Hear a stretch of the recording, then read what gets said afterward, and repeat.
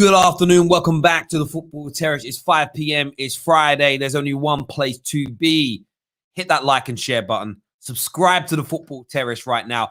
Big shout out to everybody, by the way. We've passed 186,000 subscribers. Absolutely brilliant. So thank you to each and every single one of you that have subscribed forever and all the new people that have joined up recently. You can continue the conversation in our Discord server in between live streams and content releases from us. The link and the invitation for that is in our description below. So many subjects to talk about this evening with you. We'll be talking Paul Pogba's new deal. Manchester United have begun conversations, reportedly started conversations with Mino Raiola, looking to extend the contract of Paul Pogba. Massive news. He needs to stay at the club. It doesn't matter about the manager. We need to keep Paul Pogba. Big news. Another bit of information from Sports Witness this afternoon. Man United are currently looking at an option of buying Saul Niguez in the summer for a reported fee of between 35 and 50 million euros. That is exciting news. A technically gifted central midfield player that would elevate the overall quality of Manchester United Football Club. Imagine Saul Niguez and Paul Pogba signing a new deal. We want your thoughts and feelings. But also Tottenham. Tottenham have laid down a marker. Tottenham have said, and I'm going to quote this here, Tottenham will sack Jose Mourinho at the end of the season if he fails to lead the club to a top four finish. It's Champions League qualification or bust for Jose Mourinho. Huge reports yesterday that he refused to even speak to his squad after the game. Out in the media. Kickoffs between him and Harry Kane suggest that the tensions and the friction in the Tottenham dressing room are an all-time low. You could tell by the performance there was a lack of fight, a lack of hunger, a lack of desire. And I think for me, and I'm going to get this statement out the way straight away, put a poll out earlier. Who's to blame? Should Jose be sacked? Will that fix Tottenham? My view is this. I think the board needs to be looked at here. The board and decision makers need to be looked at because they made the conscious decision to move away from Poch, the direction that Poch had taken them in, and bring in a manager who is, stylistically, is the complete opposite. They made that conscious decision. Jose is a finished manager at the highest level of the game. He mentally isn't there anymore. The players, could they do with better players? Yes. And I totally understand that the Ben Davises of this world, Toby's past his best. Ben Davies needs to be moved on. They need a backup to Harry Kane as an example. But they still have one of the highest valued squads in world football. And aside from the board being changed and the players being changed, Jose is the biggest culprit here. And I'll tell you as to what, in terms of fixing things in the short term, because Spurs are still doing Spurs things. Spurs are still Spursy. They're still bottlers in the clutch moments. Jose Mourinho was employed to stop that from happening. They yielded on their style of football to get over being Spursy, and it's failed.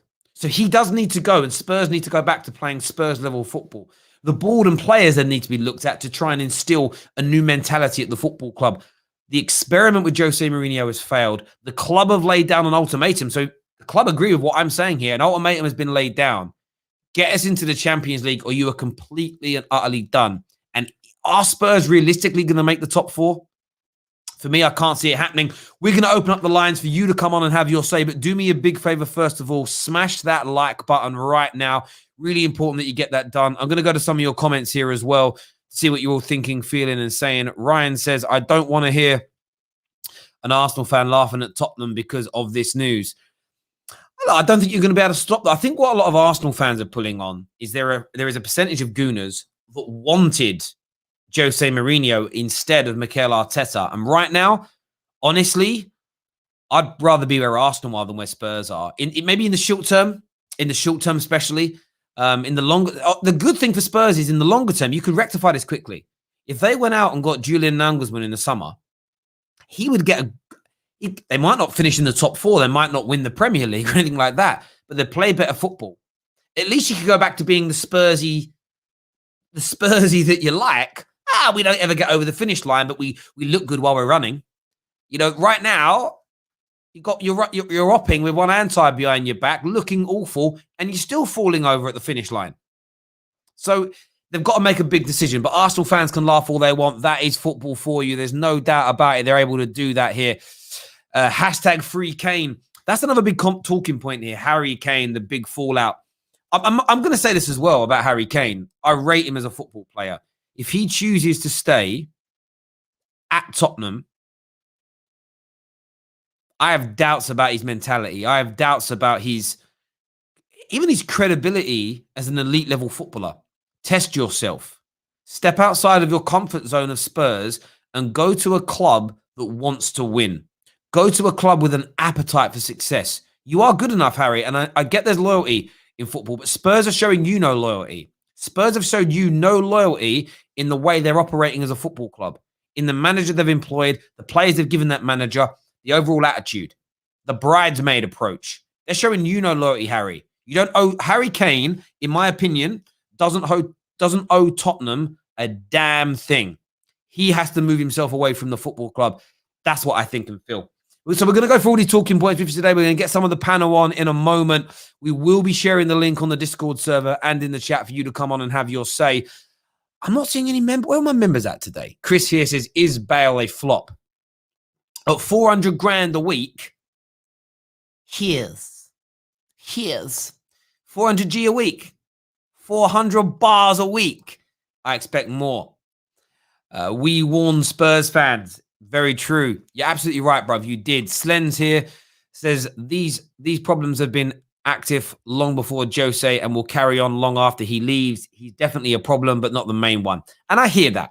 The board, I've got to take accountability. Somebody at board level that made this decision needs to go, because it was a big decision. It was this. We're on this path that Poch took us on, where the football got better, the quality got better, the development got better. We almost won a damn Champions League. And then they bring in Jose, the opposite to Poch in nearly every single barring the grey hair. I don't think Poch is fully grey, bit of grey in there. I've seen a little bit of salt and pepper. Like, barring the hair, style of dress is similar maybe. That's it. There's no similarity between the two of them at all. None. So Jose has to go because the squad is built in the image of a progressive manager like Mauricio Pochettino. It is a quick fit. It isn't a quick fix, but it's quicker to remove Jose, bring in a manager more suited to this squad and fill the holes in than it is to keep Jose or bring in another style of Jose and rebuild the squad. It's cheaper to get rid of him and do it that way around. That for me is what I think. But somebody in the board needs to give their head a massive wobble, a big, fat, gargantuan wobble. And they've got to go. They've got to go. It's as simple as that for me. They need Alan Sugar to turn up. You're fired, mate. You're fired, mate. That's what you need. That's what needs to happen. Thank you very much to Artrim for becoming a new member of the Football Terrace. I really appreciate that, bro. A legendary member. He's become a legend on day one. Jeez. Thank you much. Alan here, big Spurs fan. I know he's going to be on later. Says there's so many problems in this club from top to bottom. Big turning point for Poch was the 18 months. They didn't buy anyone. It's only got worse from there. Absolutely. And like with most football clubs, the board are accountable when things go wrong over a prolonged period of time. It's always the board. The problem is with Jose, he isn't like an Ole, where there's no toxicity in the dressing room at Man United. There may be a lack of overall quality in coaching, but everybody gets along. When you look at Lampard at Chelsea, the biggest problem was half of them didn't like him. He was a bit rude. It was a bit of a frictious, horrible environment to be in. You can tell the same things going on at Spurs. So you have to remove that first because you can't build on shaky foundations. And that's what Jose Mourinho creates all the time. You're absolutely right, Alan. The board needs looking at. The squad needs to be improved. But they have to make a decision now, Tottenham. How do we look to improve this squad? With what players, etc.? We obviously want to hear your thoughts and feelings on Paul Pogba getting a new deal at Man United. Saul Niguez to Man United as well. But we know for the opening part of this show, Jose being told, finish in the top four or you're finished, mate. And I still don't know if that's going to save him, if I'm being honest. But we want to hear from you all. We're going to bring the panel on now to have their say. Terry, did you see that the Muppeteers said United are going to have a good transfer window? Maybe they will. Maybe they will. And like we've said all along, I can see KJ at the cringe when I say this backstage. If we go out and have a good summer, get our business done early, if you re-sign Pogba, and by the end of May, early part of June, sign Saul Niguez for £35 million, and then midway through June, announce Jadon Sancho and Max Aarons, and we say that's our business done, most people will say, okay, we didn't get everything. Maybe and Basuma signs. Everyone will go, sweet. And it's early. If we drag out the summer and it's all done on transfer deadline day, there's going to be outrage. So I'm not saying the Muppeteers are wrong with the information they've been given. They're very good, the Muppeteers. They're very, very good at what they do. But proof will be in the pudding. And I hope that Manchester United get it right. Terry, are we losing to Porto? I don't think so, bruv. I don't think you're losing to Porto at all. Yeah, Chelsea are too good at the moment under Tuchel. You don't concede goals. You're impenetrable. You are in. What? Tell me what's something that's impenetrable? Chastity Belt FC, bruv. That's what you are. No one can get inside. Mark here says Kane needs to leave if he wants to win trophies. You're absolutely right, Mark. You are absolutely right. He needs to leave Tottenham. I'd almost do anything for him. You know what I mean? Spurs fans, do something. I think Spurs fans need to come together and create like an appeal to sell Kane, but for Harry Kane's own good. They love him. Let him go. I once heard one of the greatest singer-songwriters in the history of the UK, Lamar, say, if you really and truly love somebody, you should love them enough to let them go. If Spurs fans love Harry Kane, and by the way, Lamar's a Spurs fan. Lamar, I'm calling you out here, my favorite singer in the whole world. I'm quoting you from an interview I heard you give about one of your albums. I think it was called The Truth About Love, where you said that if you love someone enough, you love them enough to let them go. So that's what Spurs fans have to do for Tottenham. There's no doubt. Big up Lamar. Go download these albums. Amazing. Mansour here says Jose really needs to leave himself. Save your legacy. Don't be stubborn like Wenger did. Can you imagine? Yeah, I mean, all the youngsters, they only really know Jose is this dithering, grumpy old sod. Thank you, Abdullah, for renewing your membership with the Football Terrace as well. It means a great deal to us. And we've got some massive stuff in the pipeline that you need to be a member for. Huge.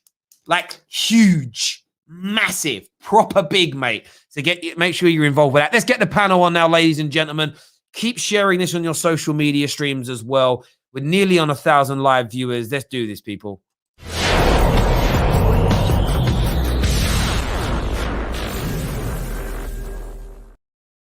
Good evening, good evening, good evening, good evening. How are we all? No, wait, Terry, though. For the Europa League, good evening. Good evening. Good evening. Good evening. Well, we're not all in Europe anymore. We have to be very... sorry, Alex. Consider it. Oh, yeah, consider it. Oh, yeah. Sorry, Alex. Out of you, bruv, you literally Brexit. You're out of Europe now. Done. And you're not coming back next year. Sorry, no, they will. In the Conference League and that, you know what I'm saying? Like in the third tier of European football and that. So at least, they could win that though. They could. KJ, I'm not in the mood. But you could though. Really not in the mood. Let's stay away from the banter for a minute. Alex, all the reports today, and I'd like you to let me get to the end of the report. That Jose refused to talk to his players after the game. Kickoffs between Harry Kane and the manager. Him throwing players under the bus. There seems to be real friction and problems at Tottenham. Big reports that Spurs have said they will sack him if he doesn't make the top four. What's your thoughts on those stories first? And secondly, do they have to get rid of Jose Mourinho for Tottenham to be able to move forward? I'm not surprised with all those stories, to be honest with you, Terry. I'm not surprised at all. All I need to say is, if you watch Lewis's interview, it was damning. Literally damning. I've literally watched it again because he's literally dug out a lot of the players already. I'm actually that angry. I was angry yesterday. I was keeping my counsel yesterday because I've got a job. Amazing, you know. Newsflash, I've got a job and I've got to, keep my counsel, because at the end of the day, this is just football, So, it's not very good. I didn't like the way we played yesterday. It was awful. The fact that the players didn't chew any bottle. I mean, our season's over, in my opinion. I don't think the Carabao Cup is going to save our season. because that just shows we're Spursy. That's Spursy, right? And it's not very good at all. And the thing I don't like about Mourinho as well, that really winds me up, is that he said, well, I told them about that player. I told them about this player. We've shown them videos. So he said, I've done my job, so I'm very good. But they didn't do their job. No, take responsibility. It's your responsibility, mate. So, I'm sorry, I'm not happy. To get rid of him? So you're saying get rid of him? But KJ, it's not as simple as that, though, because the thing is, though, who's going to take over the team? Because I understand about Eddie Howe, but do Tottenham fans set Eddie Howe in charge of this team? You know what? No. Do you know, Alex? Do you know what I would say, mate, about who is there? It doesn't matter how good Jose Mourinho is technically, tactically. It doesn't matter how much better his CV is than Eddie Howe's and Steven Gerrard's than Nango's. None of that matters. You can't progress with a toxic manager. You could have the best squad in the world, and Jose could be revered and regarded as the best manager in the world. But if it's toxic and there's a bad relationship between players and coach, which it appears there is, it's untenable. So although you're right, new players are needed. The board needs to be looked at for its terrible decisions. You can't progress with Jose Mourinho as your manager. And I understand they've given the ultimatum of qualify for the top 4 or you're out. That for me is almost, it's elementary, because the likelihood of you making the top 4 is slim to none with the way that everything's, with everything that's going on at the club right now. I think it's over, and I think that you need to just wake up and realize that, bro. No, I've woken up, mate. But I've woken up. But I know it's top. Sort of over. I said after the West Ham game, it was over. Okay, I simply said Europa League or nothing. That's it. Because Kane's leaving, Son's leaving. Okay, and I just don't see where we're moving forward. What I want to know is how we're moving forward, because we're going to have to get somebody like Poch to move forward. And also, who's going to buy the players as well? Because that's another issue as well around the whole thing. And you said about who wanted to get Levy in, who wanted to get Mourinho in. It's Levy. Levy was the man that wanted Jose Mourinho. So Alex, I get that. Listen, you're going to be able to. I think some of the things you're focusing on. I don't know where. Maybe it's your thoughts as opposed to a journalist as such, but I wouldn't be you'll be able to sell some of these players. You better move people on. You'll be able to attract other top managers. Spurs are not dead. I don't kind of believe in that notion, like the whole thing's falling apart. The mistake you made was replacing Poch with Jose Mourinho. If Nagelsmann had come in when Poch left, you'd be in a 10 times better situation than you are now. Half the players that I see Spurs fans attacking, barring, say, Eric Dyer, I never really heard them players attacked when Poch was here. I never heard the masses on socials talk about Ben Davies being such a bad football player. Actually, to be fair, that Ben Davies did get his stick. I'm just talking about someone that's covered Spurs on the Football Channel for 4 or 5 years. I saw people say it, but it was never like it is now. I almost feel like there's a magnifying glass on the club. Who's brought that magnifying glass along? The manager. However, who appointed that manager needs to be looked at. Kesh, from your point of view, looking at this from an Arsenal fan's perspective, do you think that Jose can save himself in any way, shape, or form here? I think he can still get top 4. He's not far off. Obviously, I understand that's not going to change the opinions on Spurs fans. They're still going to want him out because they're probably going to look at it and think the same thing's going to happen next season. As I said, I don't believe that Jose can't do an incredible job for Tottenham. I just feel if you're going to have a Jose, you've got to go full pump and back him. And the fact that Levy brought him in and didn't do that, I think a lot of the blame has to go towards Levy. No, you can't say that because Spurs fans. Say that. No. Because first of all, Spurs fans said he was backed. They were praising the Bale is back. They were praising, we got the Vinicius backup striker. Oh, we've got Bergwijn in now. I know they signed him in January, but you got the Bergwijn in now. You got all these different things come in. Spurs fans were saying us back. They were saying top 3 windows in the summer. So JJ, you're correct. And also correct, JJ. Also, as much you could back Jose Mourinho to the brim, to the bill, for the elite level, he is done. The issue is the modern day footballers are not responding, especially in the British sense, in terms of the British teams. They're not responding to his way of managing. I don't see how people can't see this. Like, it's okay. He was once one of the greatest managers, and he is one of the greatest managers to ever manage in the game. But when time moves on, he ain't waiting for you to try and change. He ain't changing. KJ, I agree with you.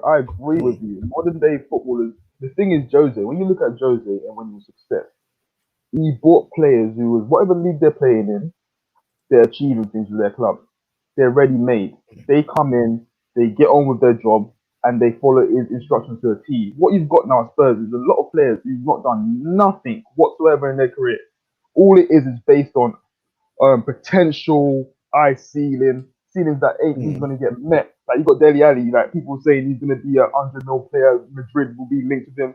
These players have not met their ceiling. Apart from Kane and Song, who has met their ceiling in this team? This is what Jose's putting up with. Yeah, but look at United. You had a Paul Pogba, Zlatan was there. You had, what else we had? They got Alexis Sanchez in, Matic, Lukaku. These are all players who were supposed to be ready-made and ready to go and fit this Jose mold, and it still didn't work because fundamentally, you know what? I hear what Kesh is saying about some players haven't met their ceiling, but I think it's what happened towards the end of Poch is it was going a little bit stale, which is normal after 5 or so years. This is fairly normal. I think what Spurs needed to do, and I speak about it all the time, is they came off their road. Like they're on a road, and they're in a direction. A style of football was set, how they played football. They needed to find a manager that could come in and play similarly to Poch. Almost looking at this is how I see it needing to be done.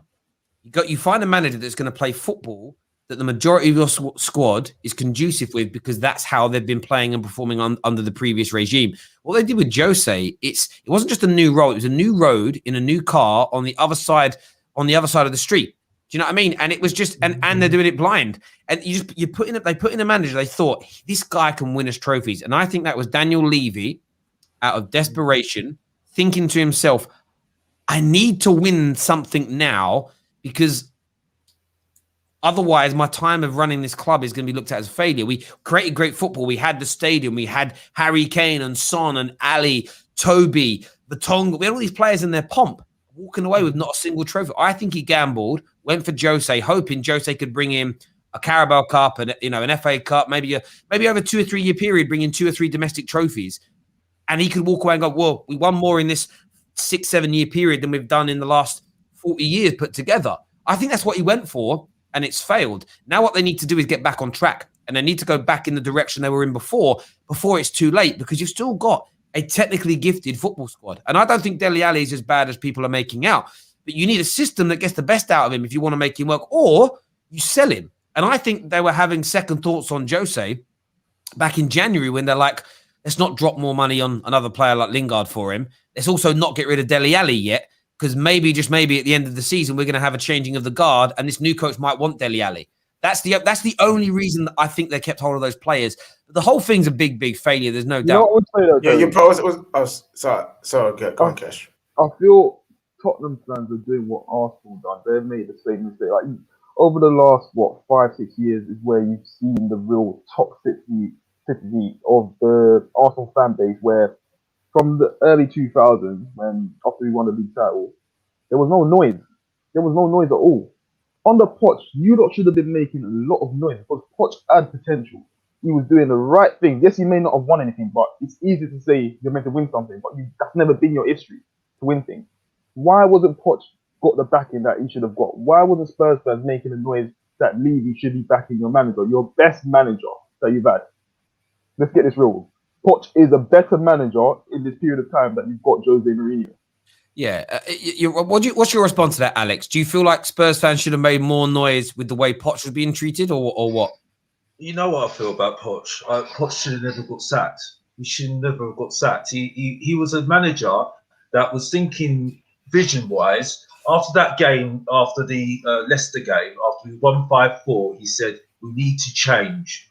And he wanted to get rid of Vertonghen, Alderweireld and Eriksen, right? And it was telling after the documentary because they were trying to keep Eriksen happy. They said Eriksen needs to stay, Try to persuade him. You could see he was not happy. I was at the stadium and I was watching Eriksen, and he was just not interested. Alderweireld, everyone says he's our best defender. He's declined. That's why we lost 7-2 against Bayern Munich, because Vertonghen and Alderweireld had no pace. And we've got no left-footed defender, and we've got So, Alex, we totally understand that and we said that last night, that I think the players are disheartened with the direction that the club has gone in. You haven't brought to the club 2004, 2006, 2010 Jose Mourinho. You've bought the watered-down, over-the-hill, past-it version, and it's no good. Do you know what I mean? Your prime, have you conceded now?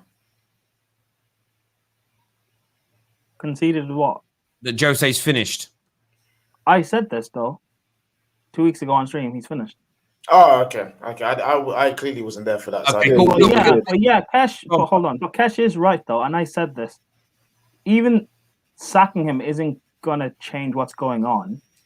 Could you bring in another manager and you'll play better football, but you still have players that are not good enough, and you still have a mentality problem. So, yes, okay. The mentality thing, yes, that's going to come from the club not allow. That's from the club and the fans not allowing good football alone to be enough. That's how you solve that. But you can't move forward with a manager and a playing staff that are so where they're fractured, where there's a big problem. You have to remove it. So I agree. I'm not. Again, I'm not defending. So you have to get rid of it. I agree. Get rid of him. The first thing they have to do is sack the manager, and or looking at maybe making some changes at board level at people that made these decisions, or changing who makes these decisions. They may not actually be able to get rid of Daniel Levy because of his ownership or his involvement with, is it Unic or Uic or whatever they're called, that own the name of the business. Enic. The thing is, I agree with getting rid of him, but the thing is, that's the only thing Spurs fans speak about.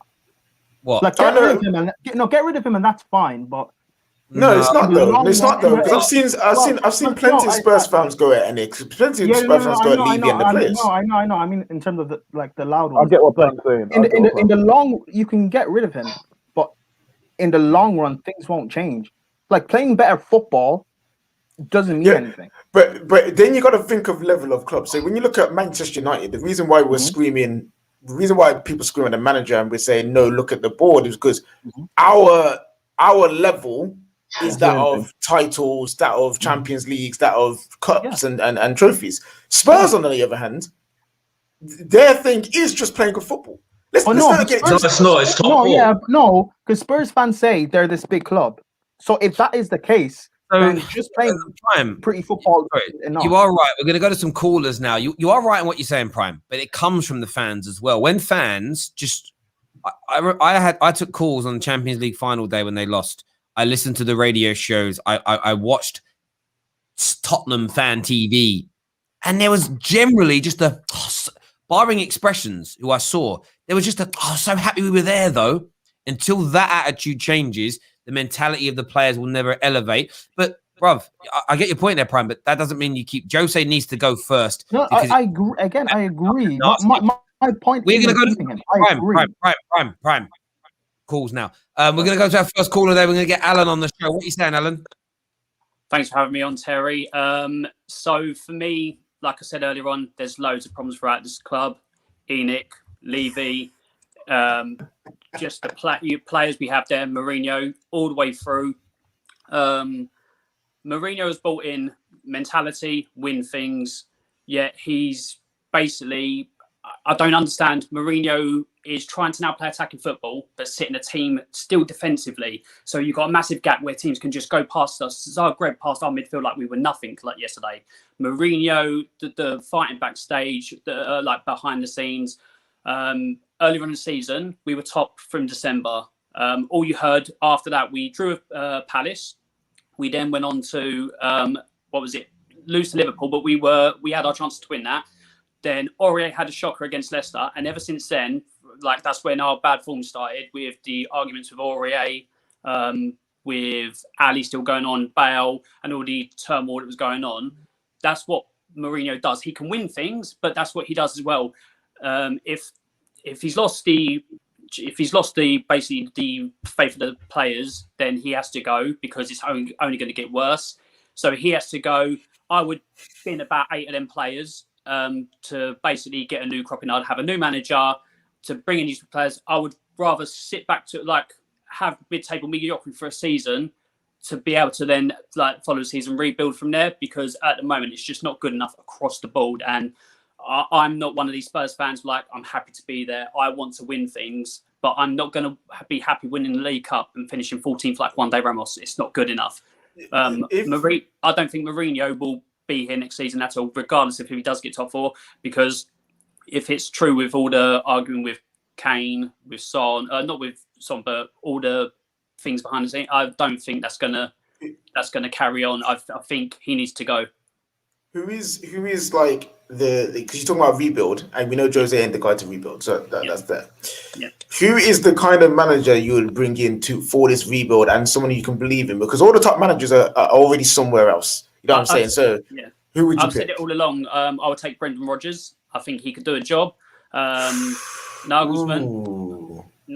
I think Nagelsmann would do a good job. I think they're the type of managers. Hassan Hüttl from Southampton. He's a very attacking forward manager like Poch was. Do you reckon Rodgers would leave Leicester, who have got he knows the board, they back him. You said they back him. They're in a better position than Spurs. They're on New York. Do you reckon he would actually leave to go Spurs? Money talks. Anyone can go for a price. Alan. Go on, Alan. Sorry, go on, mate. Yeah, I said money talks. Anyone can go for the right price. No, money. do you know what I think is interesting? So go on, Kesh. Go on, Kesh. Jerry. Money talks when you're a bigger club than that respective club. Like, I wouldn't look at Tottenham and think they're a bigger club than Leicester. I agree with you on that. What if Spurs want to be this elite level club that dines at the elite end of the table? They have to behave like one. So they have to go out and say, it's going to cost 37 million to get rid of Jose, and it's going to cost us maybe 20 million in compensation to get Brendan Rodgers. If you're a big club, you go and do it. But there are options out there. Yes, go on, mate. I can't remember your name. Sorry, Alex. Go on, bro. I understand what you're saying, Alan, but I just don't see us getting Brendan Rodgers, because Brendan Rodgers is in a club that it's got a system where they're getting good players for him, and he's working with them and getting the best out of them. You see what I'm saying? I don't think he's going to leave and go to Tottenham and get wound up by Daniel Levy, because that's what happened. Poch got wound up by Levy. Paul Mitchell got wound up by Levy, and they were very good assets. So that's the point. That's the problem. Well, Poch got wound up by Levy when 80 months we didn't spend on anyone. That's when Poch before. No, that wasn't his fault though. That's what was his. No, I'm not saying that. I'm not saying that. That was not his fault. I'm not saying that. I'm not arguing you, by the way. I do like you, by the way. Wow. No, don't stop saying Terry. I like Terry, can I ask something? Are you not worried that based on your season this year, Kane's value will drop if he ends up leaving?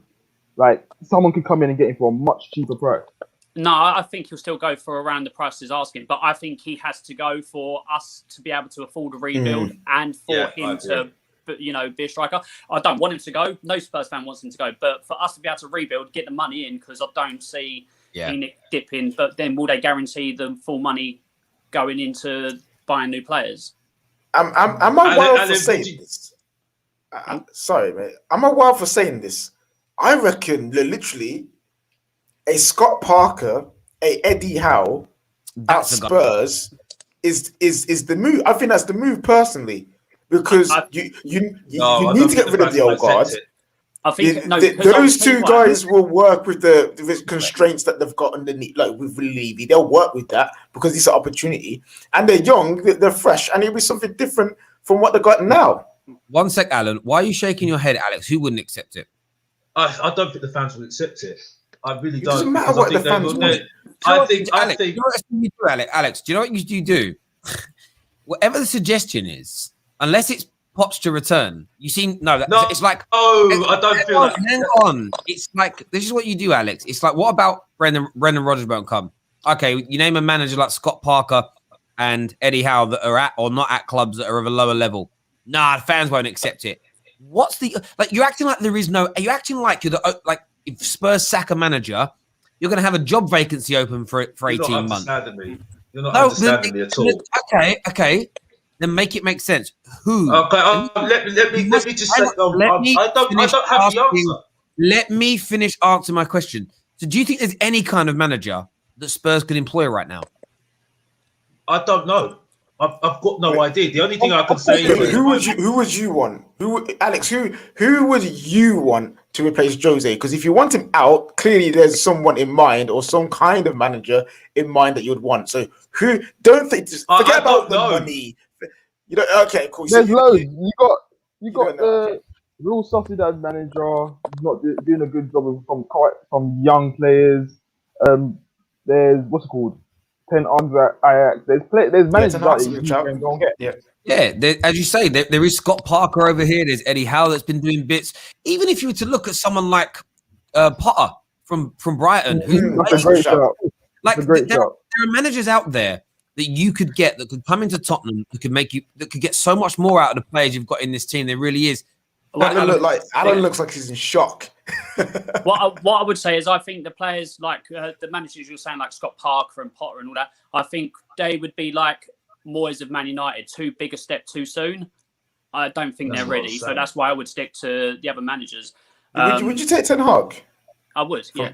Yeah, okay, yeah. Ten Hag do, but I was also reading that Nagelsmann, it's only going to cost about £10 million in compo to get Nagelsmann. What Alex has to understand as well, is that if we have an option, we can put Mourinho on furlough, so we can pay him over a period of time and not the full whack straight off the bat, which I think they'll do. Yeah, which is what's going to be easier for us over the long run. But Mourinho does need to go. There's just I'm going to do. It works like that. Sorry, Kesh. It works like that generally speaking. So when I was LVG's bank manager, his money wasn't paid to him by Man United in a lump sum. My understanding is it came in on a monthly basis like a normal salary still into the end of his contract. That's how it's nearly done. Plus, I'm pretty sure Spurs are savvy. They'll put a non-qualification into the Champions League clause in there. So you'll probably find it isn't what people are doing in the papers at the moment is they're looking at his yearly salary and they're timesing it by how long's left. But I bet you'll find there's a big 30, 40, 50% drop in compensation if he doesn't make the Champions League because most managers have that instilled. Go on, Kesh, final point, mate. I can just see it happening here. You know, if Man United or Arsenal don't win Europa League, whatever team wins that, their manager, Spurs is the sort of team that will go for their manager. If Emery wins it, I can see Spurs going in for Emery. Well, they better not go for the Dinamo Zagreb manager. They're going to be waiting about 5 years for him. Hey, no, listen. They've already got proof that they can. They've already got proof that they can just dial up from prison, bro, and be like, "Yo, boys, do X, Y, and Z." Imagine that. Alan, great call. Thanks for coming on the show, mate. Really appreciate it, buddy. Thank you very much indeed. Next up on the show, we have got. We're going to go with the power shift. He's a gooner. It's Marble Halls TV. What you saying, bro? Yeah, obviously I got no love lost for Tottenham. Huh? Yesterday was a hoot, a total fucking hoot. But I have to say, I think Tottenham have come to the end of the line. Roy Keane had an interesting point on Sky Sports a couple of weeks ago. He was arguing with Jamie Redknapp about the Tottenham squad, and that is very average. And I think these players, Pochettino got the most out of them for the most part. Obviously, they couldn't push over the line to win something, but I just think the cycle at Spurs has ended because you look at half of their squad, like with all due respect to Eric Dyer, I don't get how he's in the England team. I really don't. Harry Winks, I think, is overrated. Sergio has been rubbish. Sissoko was a record signing. He's been so-so. Gareth Bale's only just now come back. Well, showed some form. Hugo Lloris, he won the World Cup, but he's not really done much over the last couple of years. So I think they just need a refresh. As for Mourinho, I think he's past it on the basis that he's not the manager he was at Chelsea or Real Madrid.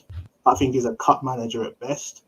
And even if Spurs do win the League Cup, you could say City are overwhelming favourites. But even if they do win the League Cup, they need a lot of change. And I think they'll just be papering over cracks. But I just want to ask a question about Inic. A lot of Tottenham fans cuss them, and understandably so if that's what they think. But when Inic bought Tottenham from Lord Sugar. Lord Sugar didn't really manage Tottenham right, and then it has made Spurs more relevant. I mean that with no salt, but it's the truth. So I just want to understand what's the basic with Eric in terms of like, they've obviously raised the profile of Tottenham. So are Eric that bad, or, you know, yes, they didn't spend money, but they were saving money obviously. Yeah, I hear you. What's your thoughts on that, Alex? They have done an incredible job on the club, because if you look at the training ground and the stadium, it's absolutely amazing. But they, they haven't managed the club in terms of football right, because they've had assets like Arneson, Martignol, Harry Redknapp, and Pochettino, which I think was terrible management from Levy, and they've not managed them very well. And Paul Mitchell was the guy, that had a system in place that worked really well with Pochettino, getting the players that he needed and what he wanted, and it just hasn't worked.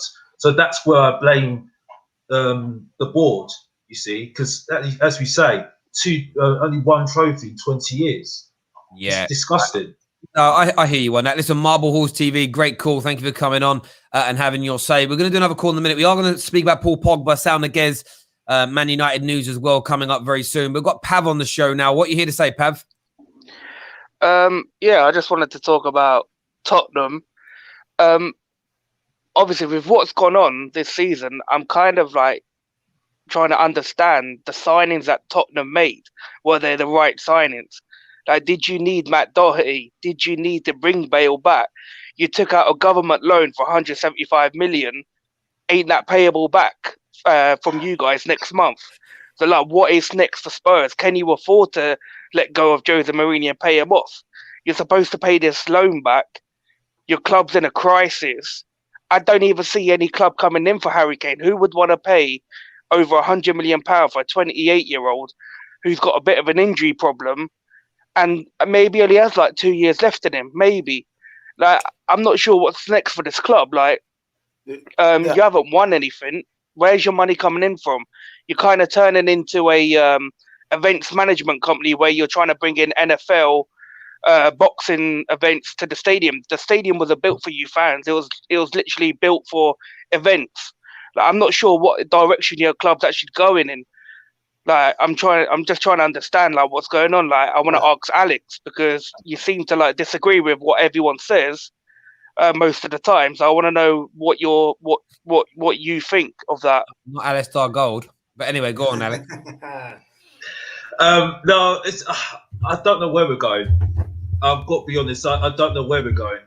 I'm trying to understand what direction we want to go in. The only thing I would say is that we need to go back to what we had with Poch, because it's clear to see that what Leicester are doing is what Tottenham should be doing.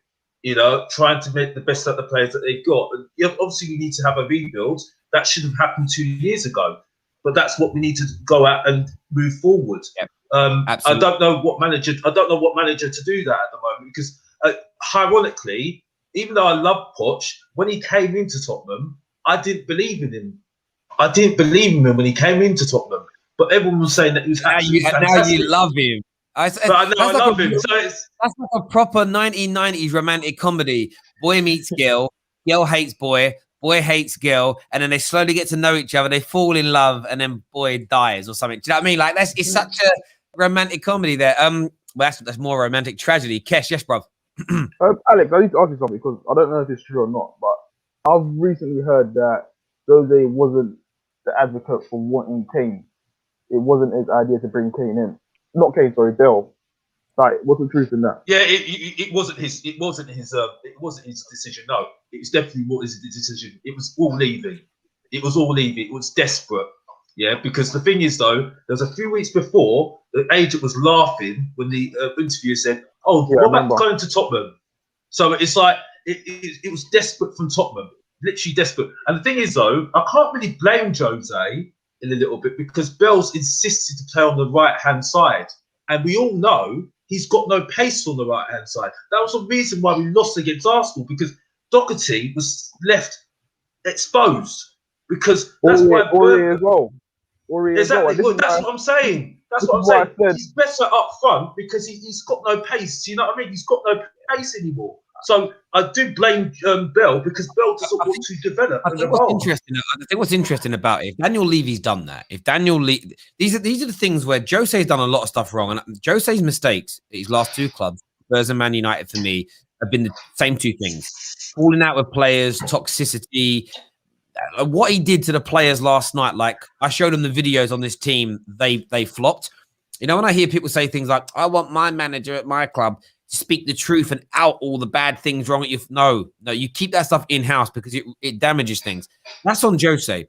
But if it's true that Levy has signed players that Jose didn't want at the club, that's all on Levy, because we know if you look at Jose's history, good, bad, or indifferent, if you take players away from him he wants to keep, if you don't give him the players he wants, and then you force upon him individuals that he doesn't want as part of his team, it collapses. Everywhere he's gone, that's happened. To do that is it's like if I give you a gremlin, if I give you what's his name? What was the name of the good gremlin?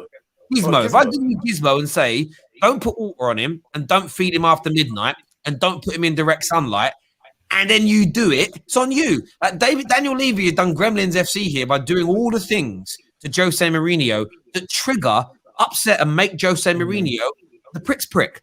And then things fall apart. And that's what annoys me about this with Jose. Is if you bring him in, you need to make the environment perfect for him to succeed in. If you don't, you reap what you sow. Now, like I've said, Jose has to go. The board have got to make amendments to who makes their decision making, because this is as big a mistake as you could possibly make. You go from Poch and a Champions League final, top four qualification, to being a mid-table outfit, not winning trophies, with your stars now wanting to leave because they're disillusioned with the direction the club's gone in. Someone's head has got a roll on the board for that, but it's still recoverable. I really do think it is. We have some super chats here. First one from NG Music says, Arsenal and Spurs are both pretty irrelevant as it stands. Well, listen, Arsenal got a long way to go to get back to where they got to be. Man, like the foil Arsenal, tinfoil Arsenal, sorry. There's what's up, Terry? UEFA are establishing the new Farmers League. Tottenham roll are favourites to win. Listen, I mean, you might be in that new weird league. You could be. Pav, I want to ask you a quick question. Paul Pogba scored a brilliant winning goal last night. Man of the match. Yes, he did. He's linked with a new contract now at Manchester United. Do you think that's a good move from the club to renew Paul Pogba's deal? 100%. Look, I was raging when Mina Raiola come out before that Leipzig game. I wanted this guy gone because of the fact of his agent. I've never said that this guy is a crap player or doesn't perform. I like Paul Pogba, one of my favourite players. And the way he's come out this season, regardless of what's gone on with his agent, blah, blah, blah, he's still putting good performances. And I want the guy to stay. I want these lot to give him a 4 or 5 year contract. I want him to get the money he deserves. Like, I know De Gea's on about, was it like 350 or something? He should be on the same or a little bit more. Like, he deserves it. We can't let someone of Paul Pogba's caliber go. Yeah. It's hard to replace someone like him. He has to stay. I agree. And for me, look, David De Gea, I think we're seeing the beginning of the end of him. The fact he was back yesterday and Henderson played all the clean. I know Henderson made a mistake with the save against AC Milan that led to the equaliser, but he's been very solid in goal. I think David De Gea may go in the summer. And then you make Paul Pogba the highest paid player. You use some of David De Gea's money to top up what Paul's earning. You make him a big money deal, 350, 400K a week. Some of it performance related, but you do that. You tie him down to 5-6 years from this point. You finish your career here. That does two things. It makes Paul Pogba happy. He's getting paid what a player of his caliber deserves. At the same time, it's an encouragement for potential signings because they see Paul Pogba as committed to staying. And equally, if in 18 months Paul Pogba says, I actually do want to go now, it doesn't pan out, we don't make the signings, the director of football, you will get a lot of money. You've protected your assets. So I saw a lot of United fans this week kicking off about all the renewing contracts, even of players that you're not particularly keen on, is important because it leaves you in a position of power in negotiations when there's time left on the contracts. If we suddenly had 6 or 7 players this summer all running out of contracts, none of them renewed, and then we didn't land our transfer signings, you end up with a very, very thin squad. And sometimes having a Juan Mata or a I don't know, like a Rojo when he was here, or an Igalo that we signed that barely played, there is backup to the backup. That's better than having maybe some kid that just literally isn't ready. So I think it's a big move. Pav, thank you very much for coming on, having your say, bro. No worries, man. Appreciate that and the support. From your point of view, KJ, like this Pogba deal, do you think it will happen, and should it happen? If it does happen, it will only be 1 to 2 year extension in my eyes, maybe 3 max. Because I believe Paul Pogba, if you look at the timeline of every time Paul Pogba plays well, new contract talks. Whenever things are going bad with Man United or with himself, he wants to leave. And it's just that kind of merry-go-round, which I feel like if he signs a new long-term contract, it's just going to be that way anyway. So I feel like it will be a 1 to 2, maybe 3 year contract max. Gives him an idea of where the club are going now with the new structure, with this whole DOF and TD. And if things are looking smart, looking good, he'll sign a further contract to then lock him down for the rest of his career, or like at least until he's like early 30s. If not, if it looks like it's going badly, it's easier for the club to sell him again, and also it's easier for him to leave.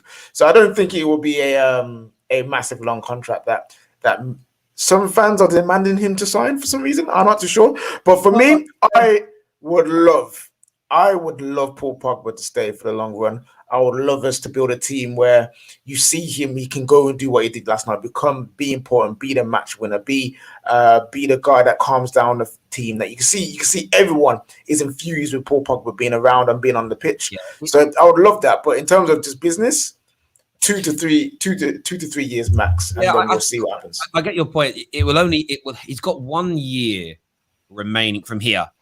Is in that it will be 3 year plus extension, because United won't allow.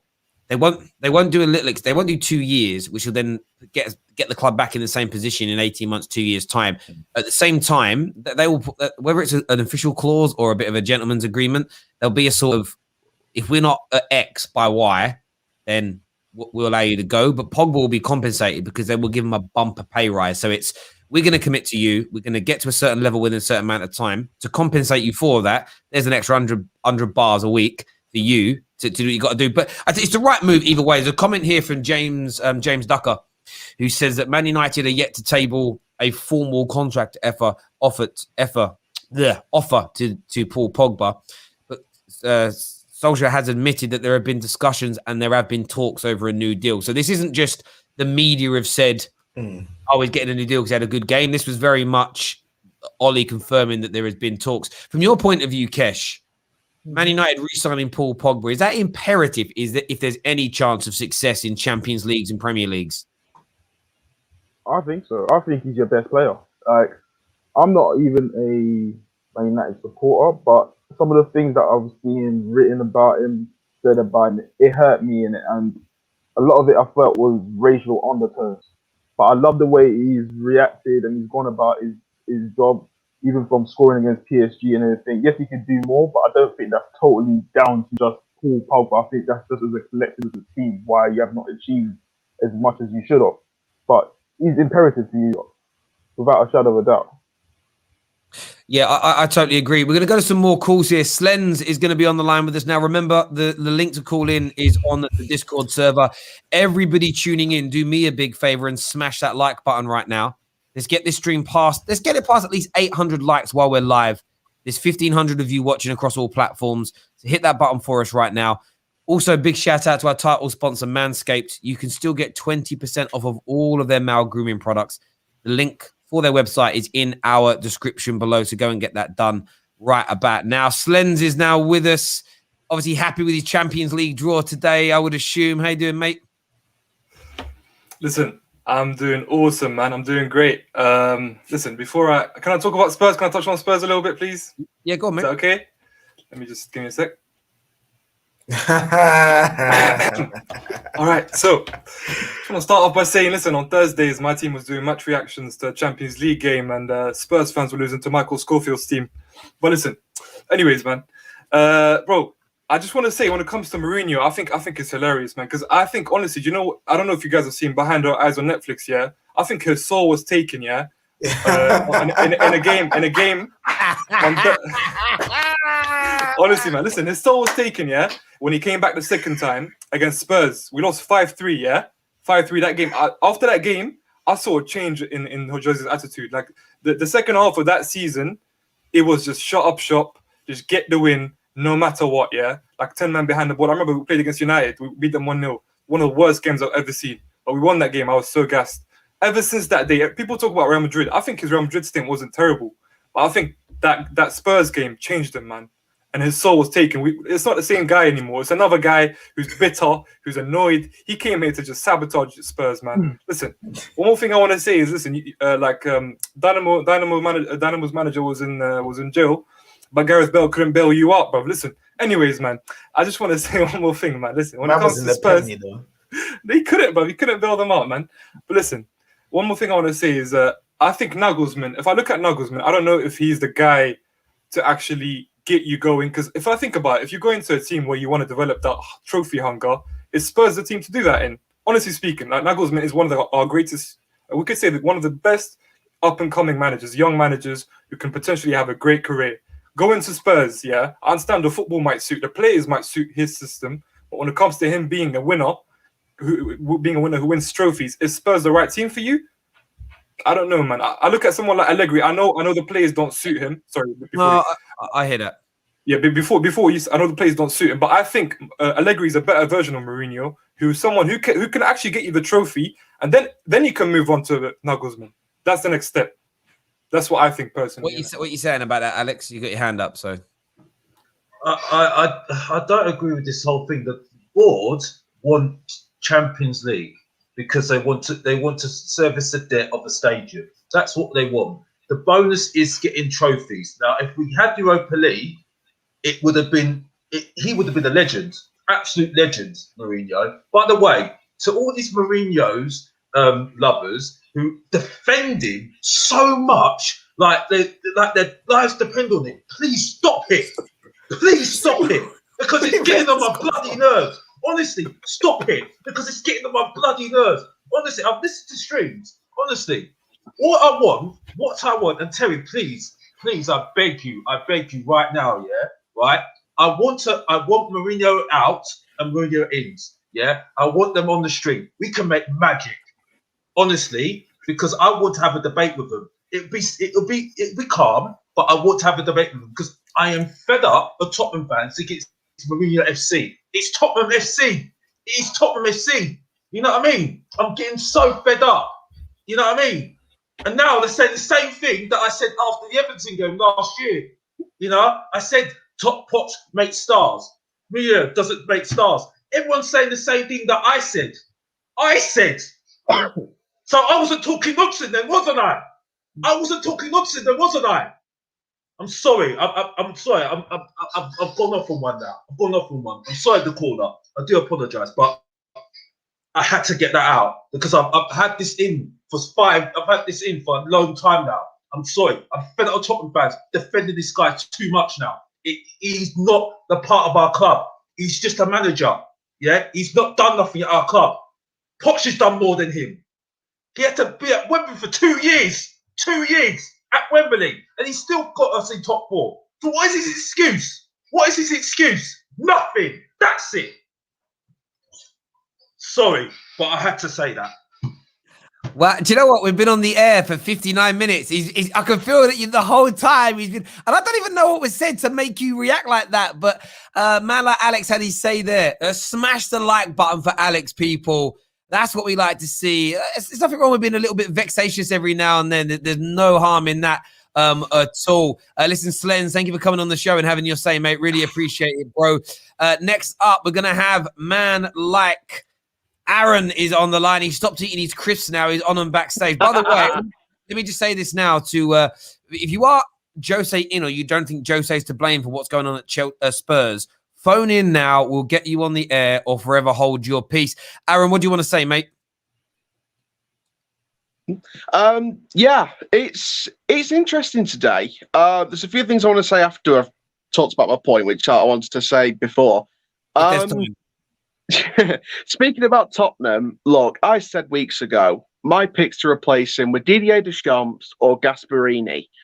I'm looking at that Jose now and thinking, I wouldn't even sack him if they lose the Carabao Cup final. I'd sack him before the Carabao Cup final, because then maybe the new manager bounce could give Tottenham an inspiration to win over City. Even if it's a scrappy 1-0, it's a trophy for Tottenham, which would be great for them, because it looked like they hadn't seen a trophy. It's like uncovering something in the Lost Temple of Doom or something. They haven't seen a trophy in centuries. So they need a trophy no matter what it is. Maybe that new manager bounce could be the key to them getting a trophy. On the Paul Pogba situation, give him a contract, 110%, because if you want the ambitions of the club to improve, and if the fans want the ambitions of the club to still compete for trophies, you need quality in your starting 11 and you need quality on the bench. Losing Paul Pogba is like losing quality. You keep Paul Pogba. I know, I'm not going to say Raiola is a disrespectful person, because I'm not that kind of guy that says he's disrespectful. I'm not going to say that he's disrespectful, because I'm not the kind of guy that says someone's disrespectful. I'll say he does things his own way. So he's not had the best relationship with Man United. But Paul Pogba is the kind of quality United need in this squad. On Saúl, however, this is where the board needs to be ambitious and add quality to the squad. Saúl, perfect, creative, part of that midfield. And I know people might disagree, but if you add more quality, they could do it. But do I see the board doing it? Very 50-50. But before I go, Terry, a couple of little things. Not going to go over the draws, because we've already gone through them in the previous stream. I love the draws. Porto's my underdog for the Champions League, because the pattern is they've won the Champions League every 17 years. 1987, 2004, 2021, who knows? My underdog for the Europa League is Slavia Prague. You never know what they could do against Arsenal. Yeah. And finally, Terry, about tomorrow's matches, which will be on here on the Football Terrace afterwards. I might come on, maybe. I can't guarantee it, though, because my team's playing tomorrow against Gillingham. And also, because of your fans supporting my content as well, I've got an interview tomorrow morning with a spokesperson for Perth Glory Football Club in Australia. So I want to say a massive thank you for that. And I'm going to be busy with all of that tomorrow morning. Thank you very much for the round of applause. All the best, Aaron. You take care of yourself, mate. Thank you very much indeed. Man said my underdogs are teams who are the underdogs. I love it. Saúl Niguez. I love it. I love that kid. He's absolutely amazing. There's no doubt about it. Make sure you're all smashing that like and that share button, please. We are going to talk Saul Niguez in a little while as well, what people think about him coming to Manchester United. We're still taking calls on Tottenham. Jose, should he be sacked? There's been ultimatums given reportedly by Tottenham today. Paul Pogba, new discussions have started over a new transfer deal for him. Next on the show, we're going to have Sonny. Sonny is back with us here, just getting himself settled into his chair, just checking. He's got his lipstick on. Yes, he has. All right, let's go straight to Sonny. How's it going, bro? Do you know what? You have to always give me a dig in it. Yeah, you know what? Your dad is a Tottenham supporter, right? And I hope you don't let you back in your house. Anyway. Just to let you know, I own my own. I don't live with my dad. No, I'm just saying. When you go around Mother's Day or whatever next year, Sonny, I don't let you back in. I always have a dig. I dig at you because you're my mate. Like, it's different, isn't it, bro? Do you know what I mean? Brother, you're my brother. It's cool. It's all good. It's all good. Go for it. What do you want to say? You know what? It's Alex I want to speak to, right? Alex, listen. As a guy, as a football fan, bro, I love you. I love the way you defend your club. Right, and I think you're a real bloke, and whatever I'm going to say now, it isn't personal, right? So don't get upset, right? But I'm not going to be one of those Arsenal supporters, right, who try and look for things to fix Tottenham, yeah, right? Basically, I'm going to ask you a question, right? What makes you, right? You mug Tottenham fans, right? Not mug as a person in real life, but as a football fan, yeah. So I can't see why anyone would support Spurs for one thing, because you've never done nothing at all. And the last thing you won was won by an ex-Arsenal manager. But anyway, that's besides the point. Why Tottenham, bro? Listen, go to church, cleanse yourself, and come to North London, bro. The proper side of North London. What gives you the entitlement to think you're now a big club? We slipped down the league. We gave you a little back door. You know, you opened the window, you got in like a little rat, right? But what gives you the right to think Tottenham are a big club now? Because I love Tottenham. Tottenham are my That's club. not an answer, bro. That's it. not an answer. That's it. I don't really care. That's it. I'm not even going to go there. I'm not even going to go there. KJ, I don't want to banter you already, mate. I've already bantered you already. What? Let's not go there, bro. Pipe down, because I'm hot. I wasn't even coming for you. I'm not coming for you. I am not coming for you. Exactly. Relax yourself, my brother. Relax. Listen. Please, man. Yo, man, you man's on the defense, bro. Sonny, I got a question for you. Go on. What kind of Arsenal fan goes to a Spurs fan and asks him to join Arsenal, bro? What kind of don't ask about Spurs fans. What kind of Arsenal fan are you, my brother? Who does that? Brother, listen, my brother, as a man of the cloth, yeah, you need to always give someone a chance to repent, right? So you know, he should, you know, at the moment, he's taking a friend to church who is ugly as fuck, who can't sing, yeah. Just, bro, listen, you need to change your ways, bro. Seriously, you need to change your ways. And listen, it's well, but I'm not going to change. Right, Bro, do you know what? People can convert religions. People can convert religions. They can do it. You can't change football teams. Sonny, bro. Sonny, laugh. Let me go. Quickly. Listen, let's not get it twisted, yeah? It's Mourinho who's leaving Spurs, not Spurs leaving Mourinho, yeah? It's Mourinho's going to leave on his own accord. He's going to put that 30 mil in his pocket, and he does it all the time because that guy, that's his business model, and fair play to him, man. He's found a gap in the market. Can you imagine if cheers for coming on, Sonny. I appreciate that, bro. Thanks, bro. Well done, guys.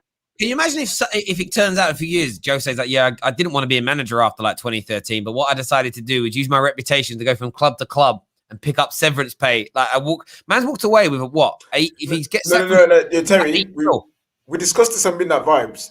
He's doing up fraudulence. He's doing up fraud. He's going into jobs with this CV, going saying, look at me, look at the trophies and that. I've still got it. Going in, messing up, getting his severance pay. He's doing up frauds. He's doing a fraud. Yeah, Vibes just knows about fraud. But if he wins the Carabao Cup, he'll be saying, I won the Carabao Cup for you, though. I've won the Carabao Cup for you. So he won the Carabao Cup for 30 years. He will. And do you know what's really going to be interesting, though? If he wins the Carabao Cup and he makes top four, he's going to be big. Yeah, that's the best way for rivals. The best thing that can happen is Spurs making the top four and winning the Carabao Cup, because it means you're stuck with toxic Jose. It really is. You guys failing in the short and medium term is bad for rivals, because I still think you've got a fairly decent squad where you only need 2 or 3 additions of players and a manager that can just make them play football again, and it can and it could work. We've got the Gunnar Express on the show now. What are you saying, mate? Yeah, I don't blame Mourinho for what's going on at Spurs as much as I would the players. I mean, come on. Yesterday you're going against Prison Break FC with Kane up front. You can't even score a goal. Like, how can you blame Mourinho for all this stuff? For me, Son is the guy that keeps the clock running. Like, without Son, you're just awful. Because look at what happened in the North London derby. He gets injured, you lose the game. Look at what happens last night. He's not playing, you lose the game. So for me, Kane is a great player, yeah, but Son's better. Son's the one that keeps that team clicking. And mate, you can't blame Mourinho as much as you can these players, because they've done it under Poch, where they just bottle. They've done it under how many managers? Like, you can't just blame Mourinho for your bottling mentality. It's what is you as a club. You have that as a mentality as your club, so you need to fix that from the top, from the bottom, and getting rid of the players like Kane and Son who are bottlers. You'll do better. But you keep blaming your manager, man. But when he leaves and you're still sitting down there where you are right now, I'll be laughing at you, because I've said it before. Mourinho is a bad manager, but he can do work at Tottenham if you give him the right stuff. And you're 10th, mate. And you're 10th, mate. Yeah, you're out. You're out. You're Europa League. You lost to Prison Break FC, Alex. You lost to Prison Break FC. You were 2-0 up. You lost 2-0. Yeah, I'm not talking. You don't say anymore, bro, because you know that it's peak for you, yeah. Because you're not in Europe. You're gonna get slapped by City in the Carabao Cup, yeah, and you're only gonna get worse. We just beat you in the North London derby. You are 10th. You keep saying that. I don't need to say anymore, bro. No, don't say anymore, bro. Don't say anymore. Don't say anymore. It's fine. Don't say anymore, bro. Don't say anymore. an argument, Bob. It's him. And you're No, but saying wait, to me, no, but oh, Alex, what about no, the but Alex, players? who lost to Prison Break Where's FC last night Arteta, by the 3-0? way? What is Arteta? What is Oh, Arteta? Arteta is not for me, bro. I don't rate Arteta. Oh, I don't rate Arteta, bro. I don't rate Arteta, oh my but I rate gosh. Mourinho What more is than that, Arteta. Bob? I cannot believe what I'm hearing here. Oh my gosh. My Yeah, gosh, but really, honestly, Alex, Bob. you just lost to honestly, Prison Break FC 3-0. Oh, Prison. Yeah? Oh, we're going movies now. Your players series were now. awful. Bloody hell, what's this Your all players about, were Bob, man? awful. Honestly. Your manager was shocked that you lost. And if you actually watch the aftermath of the game, Mourinho blames the players. Lloris blamed the players. Your captain said that your players don't play for the badge. So how can you blame the manager when your own captain's coming out and saying that? How can you blame the manager? Well, explain that. Your captain, your like wonderful keeper Lloris has just come out and said that it's the players. So how is it the manager? It's his fault. It's his fault, right? The manager. He needs to take responsibility. Any good manager. Yeah, but Mourinho will never take responsibility. That's what Mourinho's like. And the So everybody else has to he take did take responsibility responsibility. first. You can see some of his words. His words was wrong.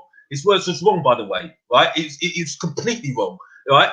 Yes, I agree. The players need to take responsibility. Yes. But I'm sorry, Mourinho does need to take responsibility on this. Pochettino got a tune out of them for 5 years, right? What did he win with them? I don't want to hear. But listen, before you carry on, let me have my say. Let me have my say now, because you've had your say, right? And you're telling me that Walker and Rose were underachieving. Dembele was underachieving. Kane wasn't even there yet. Ali was just coming back from the championship. So I'm sorry, he got the best out of those players. He got the best out of Sissoko, who was useless to Tottenham fans. He got the best out of Winks. Winks was getting into the England squad. He was like a new Spanish player, from what people were saying. A new what is it? Whatever the Barcelona player was. So I'm sorry, it's absolute rubbish. Mourinho needs to take responsibility. I understand the players are not good enough. Some of them need to go. I do understand what you're saying, but I'm sorry, Mourinho needs to take responsibility. It's not Mourinho FC, it's Tottenham FC. So I'm sorry, that's it. Good on you though, mate. I do agree.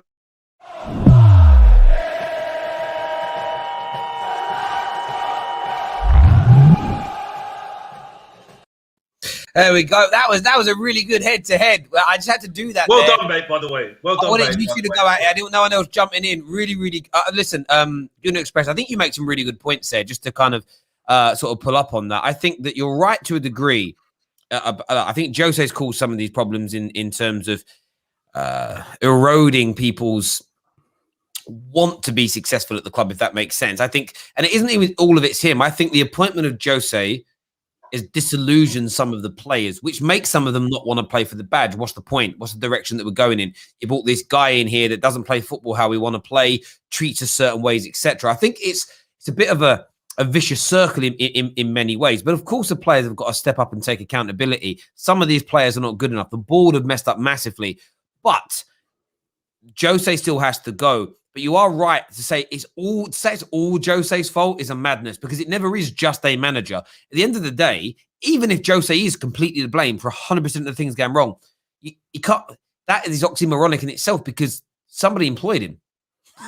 So you still have to look beyond it at some point there. Gunnar Express, thank you very much for coming on the show, mate, and having your say. Really appreciate it, bruv. Thank you. Really good call. We're going to take some more of your calls here this evening as well. Next on the show is going to be Abs. Abs, welcome back, mate. What do you want to say? Not much. I was listening to you guys. Hear me though, right? Yeah. All right, straight. So I do agree a lot with the last guest you guys just had, but I don't agree with how he was saying you need to sell Son and Kane. I don't think that's the right approach to take, and I don't like the fact that there's some players in this club that believes that they're sort of strong enough to get a manager like Mourinho fired. I do think that there is 50-50 in terms of who's to blame. We do need to get rid of some players like the Sissoko and the wings. And Daniel Levy, his whole strategy of buying players is he likes to sell players in order to generate money to buy players. But the problem is he kind of rates these players too high. Like Valencia, who came in, who wanted to get Harry Winks, and Daniel Levy slapped a 35 million price tag on him. And it's like nobody's going to pay that kind of money for him. So I do agree that we do need to sell some players in order to buy. But the problem is, how do we sell some players when the chairman is too hard to negotiate with? You're a Spurs fan? Yeah, I'm a Spurs fan. Okay. You know what's interesting when you say that? How when the Overton window changes, people view things differently, because Levy's been praised, in my view, by Spurs fans for 4 or 5 years for being almost impossible to do business with because it stopped your main assets from leaving. The problem you now have is that you need to raise money to rejuvenate your squad, and that behavior becomes a problem. Daniel Levy is not behaving any differently to he has done prior, but what you want and what you expect as fans has changed. So his behaviors are now suddenly unacceptable. He's always put massive price tags on players. So Daniel Levy has to change his approach, there's no doubt. But I always find it interesting in this world, and there's no right or wrong to it. Just you get someone that's behaved the same way consistently for 10 years. At some point, that behavior was praised as being brilliant. Now it's looked at as being sort of toxic and running the club. There has to be a happy medium, though, because money needs to be raised. And I think, look what Liverpool did. You're never going to spend money like Chelsea and City. So you're going to have to do what Tottenham, Liverpool did, and sell one of your big stars for money. The problem you have is you've got to find a club willing in this market to buy a Harry Kane for the money. If you're talking about Man United picking up Saul Niguez for 35-40 million, you ain't selling Harry Winks for 35. Like, you can't do it. It doesn't compute in the market. Saul Niguez eats him for breakfast. Abs, great call, mate. Thank you very much for coming on and having your say. I really appreciate it. Just quickly on the Saul Niguez thing, would you endorse that move, KJ? Yo, fam, when your midfielders outside Paul Pogba and Bruno, McTominay, Fred and Matic, hell yeah, brother. I get this brother in, brother. You know what I'm saying? Like, from what I've seen of him, I'm not going to claim to have watched him week in, week out. I know everything about him. He's a very, from what I've seen, he's a very good technical footballer. Box to box, he can be a little defending, a little bit of attacking. He can do a bit of the scoring, a bit of the system, and we need more of that. We need more of that in our squad, because listen, when we when we have a Paul Pogba out injured, when we have a Donny van de Beek out injured, when we're relying on Fred, McTominay, and Matic to be the ones creating, it's just not good enough. AC Milan had more technical footballers out on that pitch than Manchester United. Make that make sense. You know what I mean? It doesn't. So someone like Saul Niguez coming in, especially for the price, because when we were first looking at him, when teams were looking at him, they were quoting 100 mil, 80 M's, 110. KJ, it's Saúl. Saúl. When we were looking at him, they were looking at some ridiculous numbers. If it is true that he can go around for the fees around 30 to 50, you take that in a heartbeat. You take that in a heartbeat, especially in the midfield as broken as ours. I would say, though, if it's either Saúl or a DM, I'm taking a DM. He could play DM. You know, I'm tired of Val, I'm sorry. I'm tired of this. Oh, he could play this. He's played there before. I'm tired of it.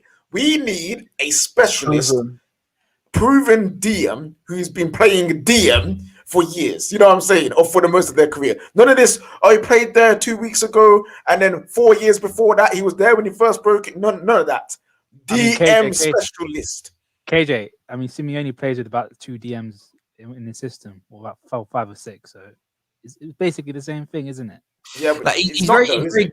I was looking at his statistics earlier today. Like he's interceptions per game are at nearly 6. His recovery rate is very, very high. Great in the sort of defensive ground duels and stuff like that. It's a hard one because he actually though. What's interesting, and we'll put this out to United fans, his pass completion rate over the last 5 years in La Liga is around 83%. But what you have to then break down is you look, and he's attempting a lot more through balls. He's attempting a lot more forward passes. So I think what you get with Saul Niguez, he's not that DM that everybody's asking for him. He's a proper, what I would say, 6. He's someone that can dominate a midfield area, but he's a better passer. So he's going to be attempting, those through balls that we see Scott McTominay attempting all the time that he never pulls off. Saul Niguez is pulling 2 or 3 of them a game off, which is going to break those lines that he's needed. And for me, I look at him. He plays in the same way, as Fred and McTominay, position-wise. He's just better. It's a proper upgrade. And if you get him for 35, 45, that's cheaper than Fred.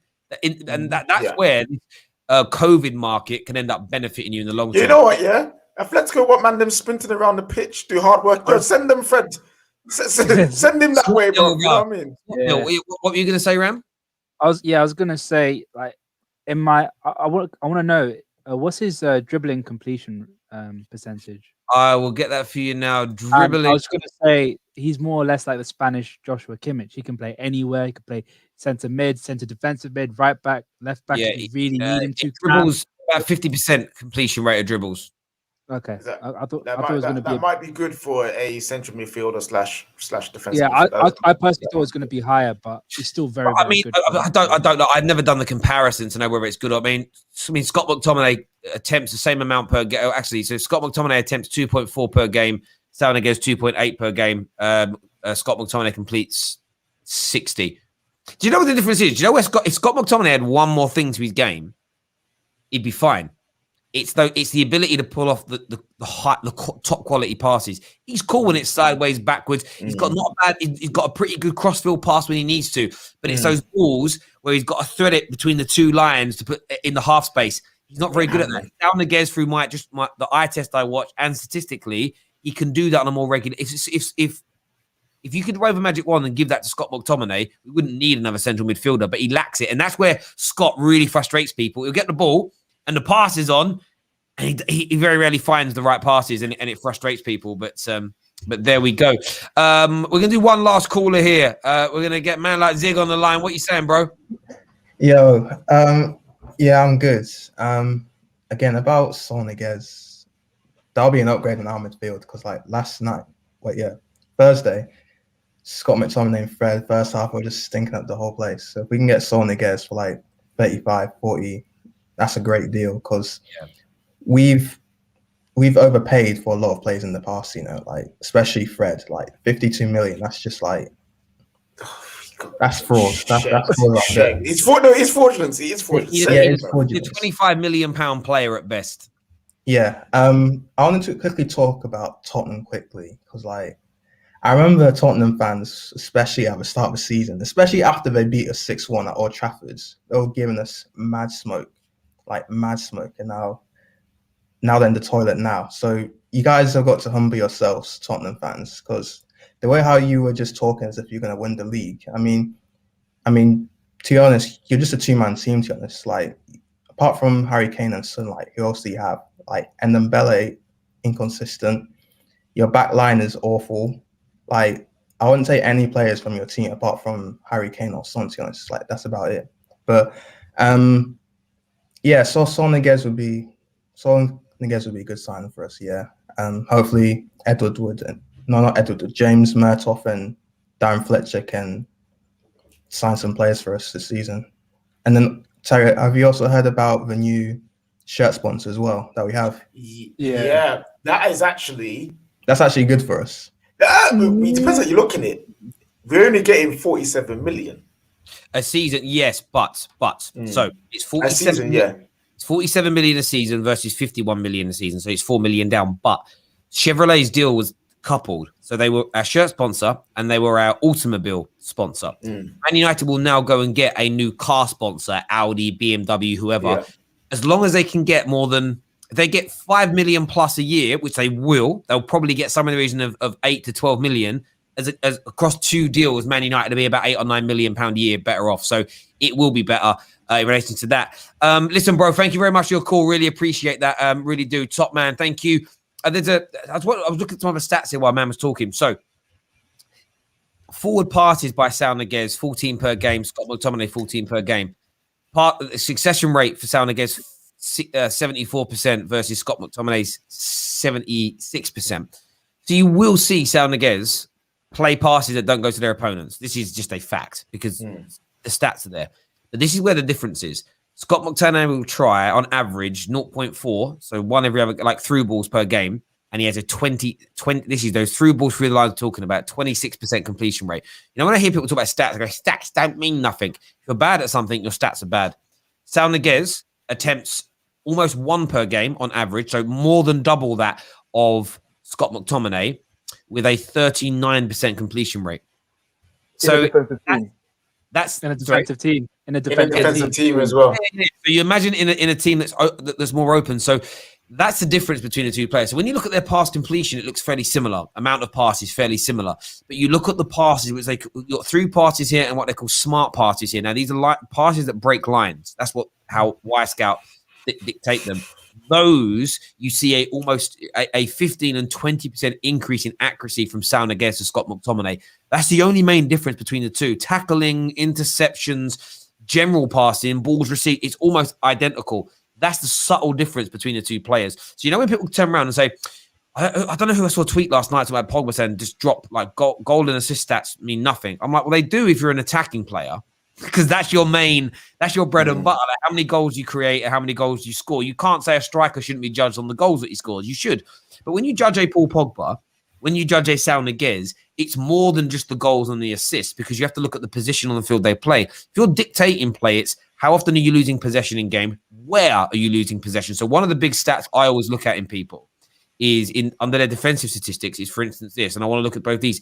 It's losses of the ball and losses in your own half. This is really important.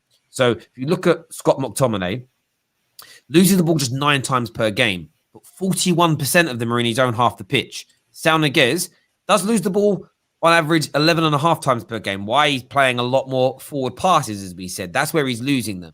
However, only 32% of that 11% are in his own half the pitch. So you're going to have someone who loses the ball less in more vulnerable areas for your club. There are statistics that support every single player. So when I look at Paul Pogba's and Saul Niguez's, I don't just look at how good their passing is. It's how they lose the ball. What are their recovery rates like? Where are they losing the ball? What part of the position pitch are they looking at? When you start then to go look at the elite players that play in those central midfield roles, they're all brilliant at those things there. So there are statistics that back up all level of player. Yes, you don't take a Xavi or an Iniesta and look at their goal contribution. That's stupid. But you do look at their losses of possession, where they lose it, their recovery rates, their successful passes that break lines, i.e. smart passes and through balls. Those players are elite at that. And that's why they were so great at what they did. And they're able to open teams up. That's where I think football fans need a better education in the game, in my opinion. But there we go. We digressed slightly because we were talking about Saul Niguez, and there was always going to be a difference, and that's where it will be. Listen, everyone who's tuned in today, thank you very much indeed. We're back at 9 o'clock. Kendall's here with her podcast, and make sure we need to name it really. So make sure you're tuning in at 9 p.m. tonight. Hit that like. on there as well. Eleanor's on tonight as well. So if you want to see some more Jose ranting, make sure you're tuning in at 9 o'clock tonight. Until next time, everybody, take care of yourselves. Goodbye. God bless.